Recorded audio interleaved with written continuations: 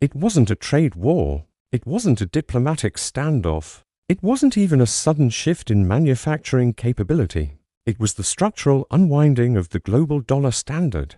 The pattern is unmistakable. When the largest foreign creditor stops buying the debt of the imperial core, the liquidity trap snaps shut. We are watching the arithmetic of empire collide with the physics of the market. China is shedding United States treasuries. They are moving from paper promises to hard assets, gold, commodities, energy reserves. The incentive is survival. The payoff is sovereignty. The risk is a total freeze in the plumbing of Western finance. For decades, the United States exported inflation and imported goods. China recycled those dollars back into American debt. It was a symbiotic loop. It kept interest rates low. It kept shelves stocked. It kept the illusion of solvency alive. That loop is now broken. The flows have reversed. Liquidity is draining from the system. Volatility is returning to the bond market.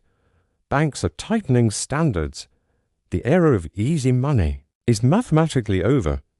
History shows us exactly what happens next. When the periphery refuses to finance the center must print the difference or default. There is no third option. 3 specific historical precedents confirm this trajectory. The mechanics of the crisis are identical in every era. Only the technology changes. The collapse of liquidity is the collapse of trust, and trust is the only thing backing the currency. Consider the Spanish Empire during the price revolution of the 16th and 17th centuries. Spain was the dominant superpower, fueled by a seemingly endless stream of silver from the Americas. Under Philip II, the empire overextended itself militarily. Fighting wars in Flanders and maintaining a massive naval presence, the costs were unsustainable. To bridge the gap between imperial ambition and tax revenue, the Spanish crown relied heavily on borrowing from foreign bankers, particularly the Fugger and Welser families of Germany. This was the liquidity engine of the Habsburg monarchy, but the inflow of silver slowed, and the debts mounted. When the foreign creditors realized the math no longer worked, they pulled the liquidity. Philip II was forced to declare state bankruptcy multiple times, most notably in 1557. The result was a liquidity crisis that shattered the economy. Inflation surged not because of growth, but because the currency lost its utility as a store of value. Capital fled into land and titles. While merchant in Castile, once the backbone of the economy, found his accumulated coinage debased, and his trade routes paralyzed by a lack of credit, watching his family's multi-generational wealth evaporate in a decade of stagflation. Just like Spain, the British Empire faced a similar reckoning in the 20th century. From 1914 to the 1970s, the sterling bloc experienced a slow, agonizing death. At its peak, the British pound was the world's reserve currency, as good as gold. But to world wars and the establishment of the welfare state created a burden the domestic economy could not carry. Britain relied on its colonies and later the United States to finance its deficits. They liquidated overseas assets. They borrowed heavily to maintain the illusion of global reach. The liquidity crisis arrived in waves, culminating in the 1976 sterling crisis. Foreign holders of the pound, losing faith in Britain's ability to manage its inflation and debt, sold the currency en masse. The government could not find buyers for its debt. The liquidity dried up instantly. Britain was forced to go to the IMF for a bailout, a humiliation for a former hegemon. The average London clerk saw the purchasing power of his wages decimated, while the cost of imported food and fuel skyrocketed, forcing a standard of living adjustment that lasted a generation. Just like Britain, the Roman Empire in the 3rd century demonstrates the terminal phase of this cycle. Following the assassination of Severus Alexander in 35 AD, the empire entered a 50-year period of military anarchy and economic collapse. The peak dominance of the Pax Romana had created massive structural costs, border defense, grain doles, and bureaucratic bloat. When the expansion stopped, the plunder stopped. The empire could no longer finance itself through conquest. Instead of restructuring, the state chose the monetary shortcut. Emperors like Gallienus and later Diocletian debased the silver denarius. adding base metals like copper to the mix. This was the ancient equivalent of quantitative easing. They flooded the system with liquidity. But it was bad liquidity. Merchants and foreign traders refused to accept the coins at face value. Real liquidity, their ability to exchange goods for stable money, vanished. The economy reverted to barter. Soldiers demanded payment in goods, not coins. A legionnaire stationed on the Danube found that his silver salary could no longer buy a loaf of bread, leading to mutinies that further destabilized the state. The middle class was wiped out, and societe, why fractured into a feudal system of serfdom long before the official fall of Rome.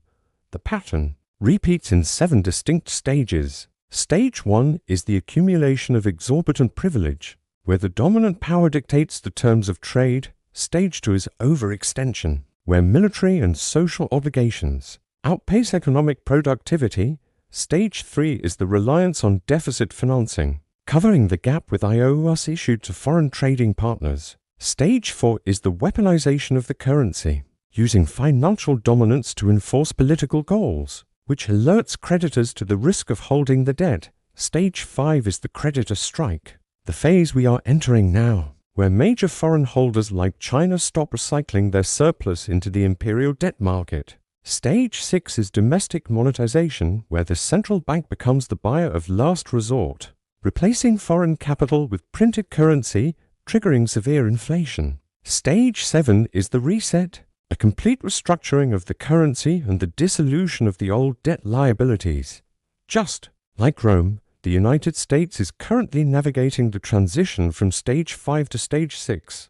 Current data suggests the Federal Reserve is trapped. China's reduction in Treasury holdings is not merely a portfolio adjustment. It is a strategic exit. They are selling into a market that lacks the depth to absorb the volume without significantly higher yields. This spikes the cost of borrowing for the US government. It creates a liquidity air pocket where traditional buyers, sovereign wealth funds, and foreign central banks are stepping back. The incentive for the US Treasury is to force the banking system to absorb this debt, but the banks are already saturated. This leaves the Federal Reserve as the only entity capable of providing the necessary liquidity. However, doing so validates the inflation that foreign creditors fear. It is a perfect feedback loop. Some economic historians note that the US dollar has no viable competitor, arguing that the cleanest dirty shirt theory will keep capital flowing into American assets indefinitely. This view ignores the mechanism of the crisis. It is not about a competitor replacing the dollar overnight. It is about the marginal buyer walking away. The arithmetic is merciless. If the US runs a $2 trillion deficit and foreign entities refuse to fund it, the capital must come from domestic savings or the printing press. Domestic savings are insufficient. Therefore, the printing press is the only variable. The incentive for foreign nations is to diversify before the printing accelerates, which paradoxically accelerates the need for printing. We face 3 potential endgames, and history provides a guide for each. The first is controlled decline. This mirrors the British experience post-1945. Through financial repression, capital controls, and a long period of negative real interest rates, the debt is slowly inflated away.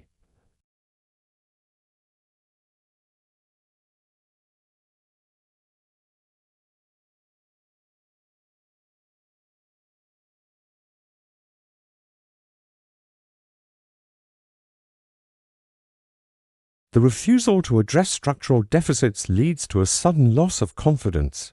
The currency enters a hyperinflationary spiral, political institutions fail, and the economy halts until a new political order is established.